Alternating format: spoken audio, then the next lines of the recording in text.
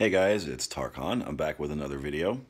But before I get started on this brief video, I want to announce that the podcast, if you haven't noticed already, it now lives on podbean.com.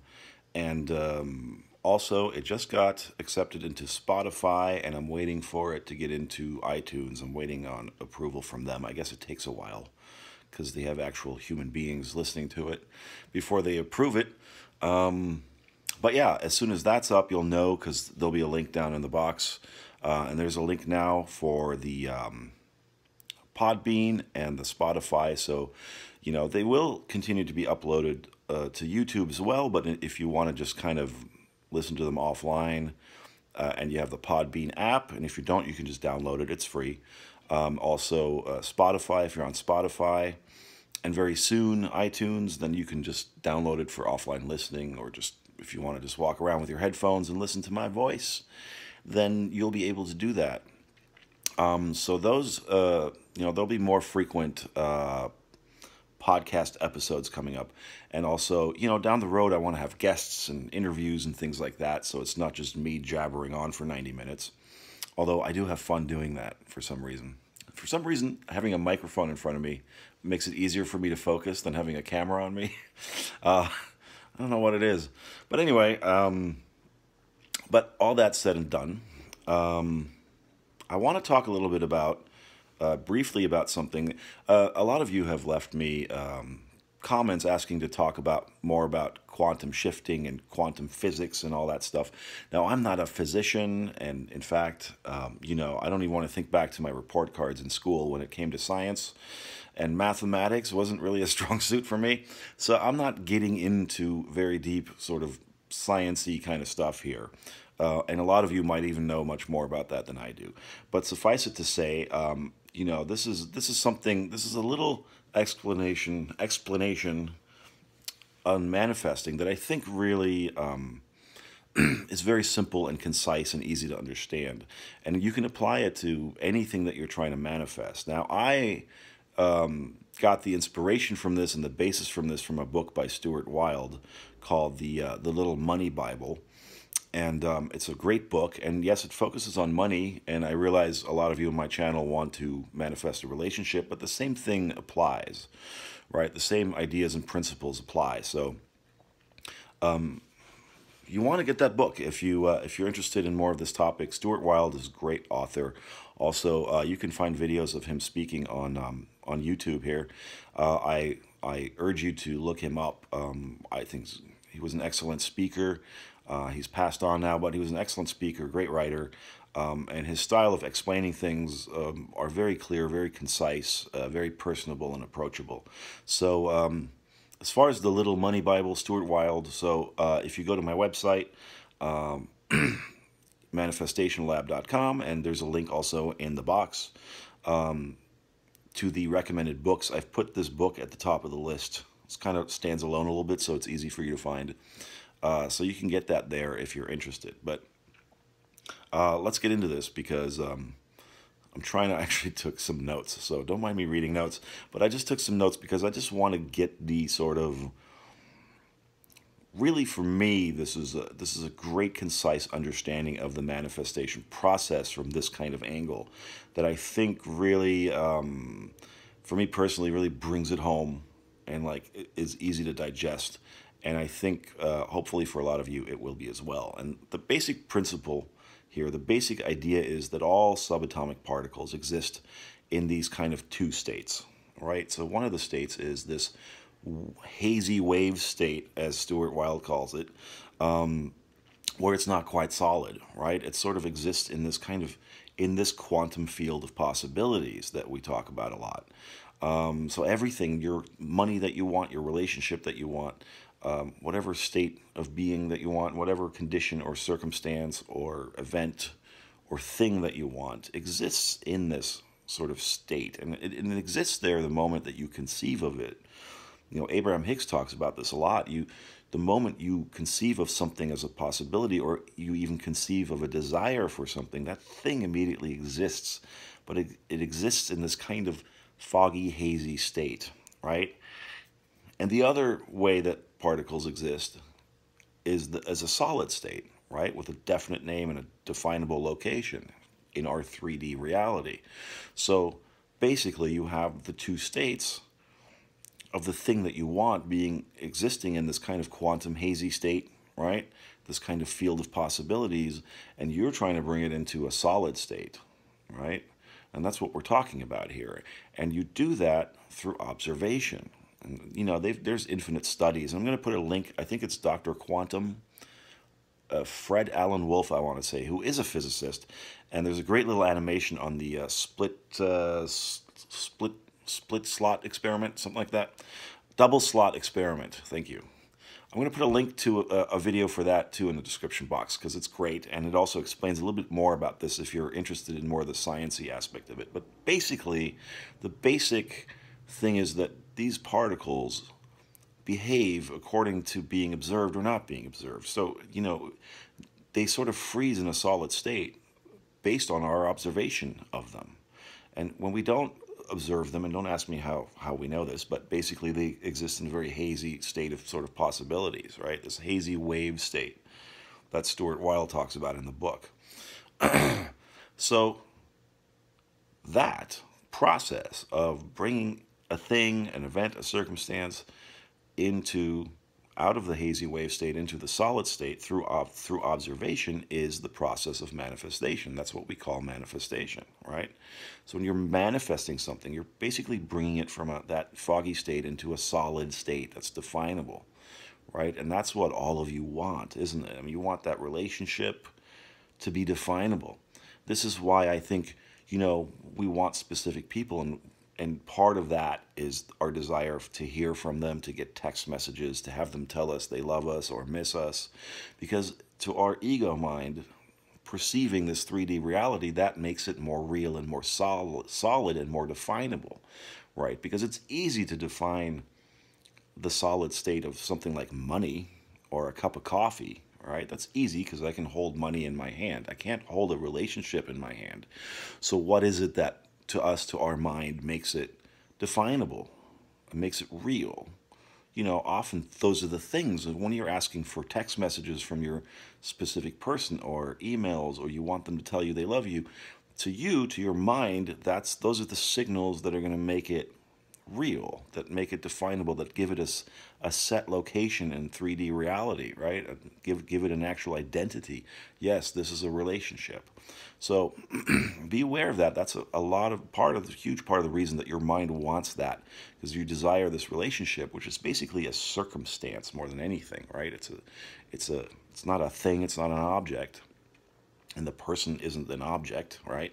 So what is a relationship? It's still this sort of kind of undefinable thing. So right now your mind is kind of thinking, well, I'll know that I'm in the relationship when these certain conditions have been met, right? And you want to observe them happening so that you can feel that the relationship exists in your 3D reality. But here's the thing, and this is what we're talking about.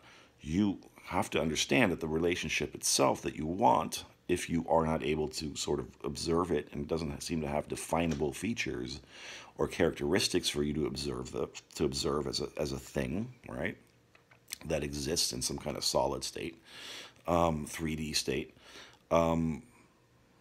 you have to bring your observation to it before those signs come about. In other words, your observation of the thing in the hazy state that makes it solid, those are your techniques, right? That is what we've been talking about. That's like let's say affirmations, right? Let's say scripting and writing lists and becoming clear on what you want, right?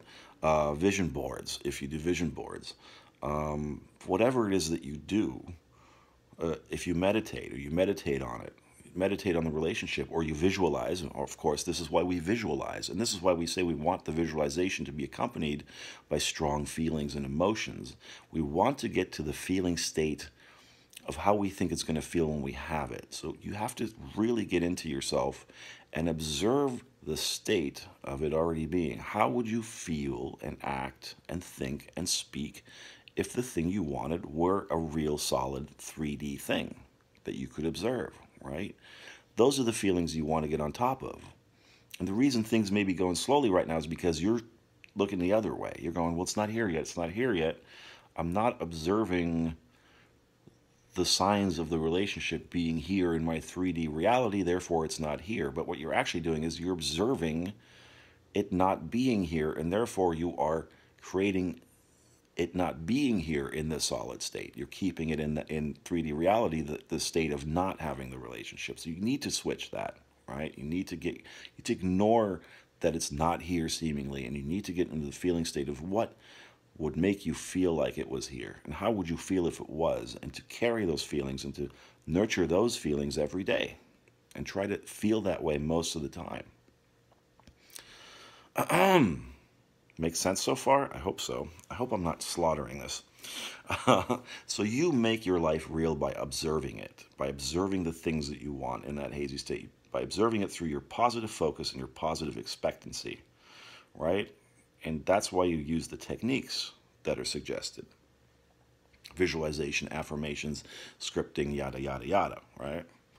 Those things themselves don't make the thing happen. They help you reach the state of it already being a thing, and to keep you in that state consistently enough and long enough until it becomes a thing. So think about this. Think about water turning from steam to ice, right? From steam to a liquid to ice. Okay, so consider that what you want right now, your desired relationship, let's say, with a specific person, is currently in this steam phase. It's a steam, it's a fog, right? And you want to bring it into something you can put in your cocktail. I don't know. Say you want to bring it into as solid as you can, which would be ice for water, right? So you first have to go through you have to apply certain conditions to the water in order to get it from the state of steam to a liquid to ice, right? And what is that? Well, in the case of water, of course, it would be cold. Well, you want to cool the water down. You want to cool the steam down so it condenses into a liquid form. Then you cool it more so that it solidifies into a solid form, being ice. So think about it in those terms, that right now you want to turn the steam into water, into ice, and then the ice you can hold in your hand. But see, that would be your manifested thing, your manifested desire that you want, right? So the conditions you have to apply in the case of your manifestation are the conditions of you observing it, observing the ice in the solid state before it's already in the solid state, the water in the solid state, right? You want to observe the condition, in this case, let's say a relationship, as if it were already there.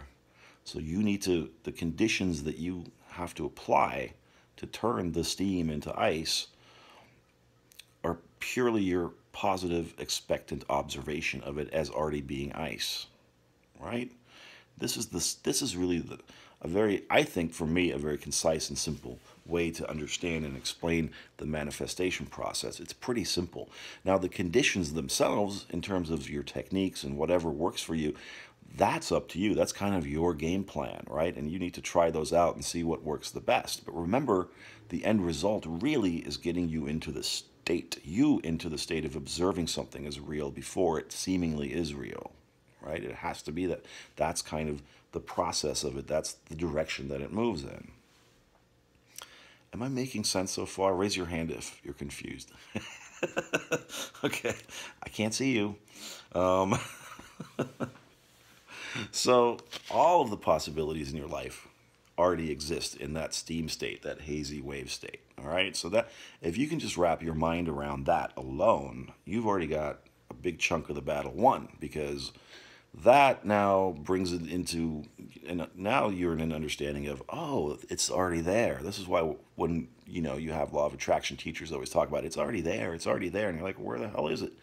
Well, yeah, that's what they mean. It's in that field of possibilities. It's in that sort of quantum, hazy, foggy state, right? It's steam right now. So it's through you that it becomes solid. It comes into a solid, observable state, right? I'm actually turning the page because there's something else I wanted to say about this, I think. So yes, that's the process that's attached to it. So you have to understand, and part of that process isn't just the observation of the condition already being what you want it to be, but patience is a big part of that, right? Because if you want to turn steam into ice, you're going to have to be a little bit patient. There's a process. There's a natural bridge of events that has to unfold in order to get into that state. Because, and I think I've mentioned this before, we don't really want things to just be like that. I think of an elephant, there's an elephant. Think even your relationship, you don't want it to be an immediate manifestation. I know right now you might be thinking, Tarkan, shut up. Yes, I do. I've been waiting, waiting, waiting, waiting. Of course, you're observing waiting, and you're in the state of waiting, so you're always going to be waiting. But this is, you might be feeling like, yeah, I want it now. I want it now. But think about it this way. Maybe you don't. Maybe the conditions aren't right yet for it to be what you want it to be, right? You need to let the process unfold. You need to let the water go through the conditions and have its process of change so that it can become liquid and then solid, right? So you need to allow for that process, and it's not going to just show up and be like, hey, I want to marry you, and you get a text message from your ex after a year or two or whatever, that they're in love with you and they want to marry you, let's go have babies and move in together. I mean, it's not going to happen like that. You'll see signs of it happening. You'll be able to see the water kind of turning to liquid and then becoming ice. You start seeing ice crystals. You go, ooh, it's solidifying. Look at that, So be aware of that, and you can look for the signs, or the signs will be shown to you. You'll know it when you see it, and you'll sort of have a better feeling about it, and a better understanding, like, oh, it's coming, it's becoming, it's becoming, it's becoming, right? And then voila, one day it will be there. But chances are it's not going to happen the way you maybe expect it. You're just going to turn it from the steam to ice. You have to go through these different stages first. So that's a big part of the process and the condition that you have to apply. One of the conditions you have to apply, okay, observation. So what do you observe? You observe, you understand, first of all, that the thing you want exists already, but it exists in this hazy state. Now you understand that your observation of it is what's going to bring it into a solid form, a solid 3D state, an actual experience, an actual manifestation. So what does observing mean? Observing means observing it as already being in the state that you want it to be, right? So you don't observe where it is now. You don't observe and keep talking about and thinking about how you don't have the relationship. You start to observe, and you start to speak and think and act and feel as if it already is. And that's how you observe it, right? And that's the process of observation, and that's what's going to start to crystallize it into a solid form. And you'll be able to see the signs of that. And, maybe you'll get a text message from them. Maybe you'll get an urge to text them. Maybe you'll meet for coffee and have a really nice time, but maybe you didn't make out yet. Maybe they didn't declare their love for you yet. But the next time you see them, now you've opened the door a little bit, right? The next time you see them, it'll be easier. They'll be easier to approach. Or you might run into them somewhere. You might have a nice 5-minute chat, and then maybe 2 weeks later, they think about you and text you and say, hey, let's go have a drink or something. So whatever, all these possibilities exist. That's not for you to focus on, right? You have to let the process unfold. And your only task is to observe what you want in the state that you want it to be in, and to feel as if the thing is in that state, as if you're already in that condition, in that reality. And you have to feel that way. That's the part for you to practice. That's the process of manifestation. And the other condition, and that's why patience is so important, right? So you have to understand the process. You have to be okay with the process and let it play out, because it's bringing you what you want. It's bringing your thing into a solid state, right? So I hope that was clear and concise enough. I tried to do a decent job of explaining it. I want to talk about this some more, so there'll be future videos and probably even a podcast episode. And you know what? I would love down the road, I'm going to go scour around to actually bring in an actual expert, maybe somebody who understands this even better than I do, and maybe interview them. So anyway, look for that stuff. But before that, I'll probably just ramble on about it in more detail, because I'm interested in this topic too. I think it's fascinating. And I think what's fascinating is that, part of why I'm doing this channel too, and I'm not, if you haven't noticed, I'm not very woo-woo. I'm not all flowers and unicorns and puppy farts, all right? I think that's great. It has its place. I've played with crystals and tarot cards and astrology and all that kind of stuff. I'm not knocking any of it. But I see a development in this field where, you know, the woo-woo is collapsing and it's coming close, and the sciences, and they're coming closer together. And I think that we're heading towards an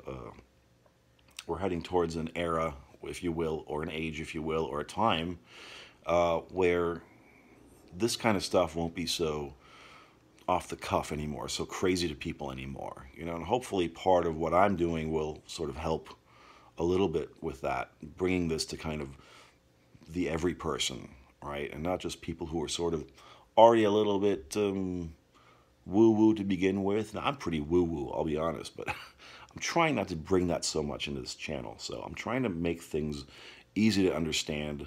That also helps me to understand things more easily, you know. So this actually helps me as well, just doing this and then doing some research, you know, and so I can do good videos and make good podcast episodes. So anyway, on that note, I said there's going to be a brief one. It always ends up being like 20 minutes, 25 minutes. I think that's good for a video. It's good enough. If you haven't already, check out the podcast I posted yesterday, or the day before, or something like that. That's the latest episode, number 3, on the power of lists. There'll be another one hopefully next week or very soon. I'm going to try to crank out at least 2 a month, but hopefully more. And if you are interested in email coaching, again, you can check that out in the description box. There's links to my website, and again, the link to the recommended books, and you'll find the book by 𝗙ecie_𝗿 there at the top. And I think that's all there is to be said about that. Let me know if this made sense to you, and I wish you a great weekend, St. Patrick's Day. So stay safe and responsible. All right, until next time, take care.